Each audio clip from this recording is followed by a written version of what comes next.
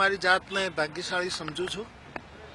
આમ તો માનવ શરીર મળે એ જ મોટું ભાગ્ય છે, પણ છતાંય અમુક વિશેષ ભાગ્ય હોય છે. એમાંનું એક આ કે પૂજ્ય સ્વામી બાપાના સંપર્કમાં અનેક વખત આવવાનું થયું. એમનો સ્નેહાદર મને બહુ મળતો રહ્યો.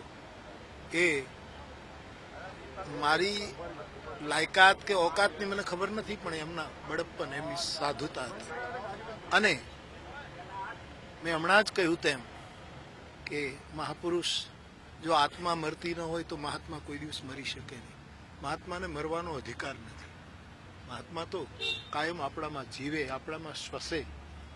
એટલે હું આજે એમના અંતિમ દર્શન કરવા આવ્યો છું. અને જ્યારે એમનું શરીર અંતિમ પ્રયાણ કરી રહ્યું છે, ચેતના તો અહીંયા જ છે, ચેતના કઈ જઈ શકે જ નહીં, ત્યારે હું મારી શ્રદ્ધાંજલિ સમર્પિત કરું છું પૂજ્ય બાપાના ચરણમાં. અને હવે જેમના નેતૃત્વમાં આ પ્રવાહી પરંપરા ગતિશીલ રહેશે એવા પૂજ્ય મહંત સ્વામી બાપા અને એમના પૂરા સંત મંડળ, એ સૌને પ્રણામ કરીને, બધા હરિભક્તોને પ્રણામ કરીને ફરી એક વખત બાપાના નિર્વાણને મારા પ્રણામ, મારી શ્રદ્ધાંજલિ. જય સિયારામ.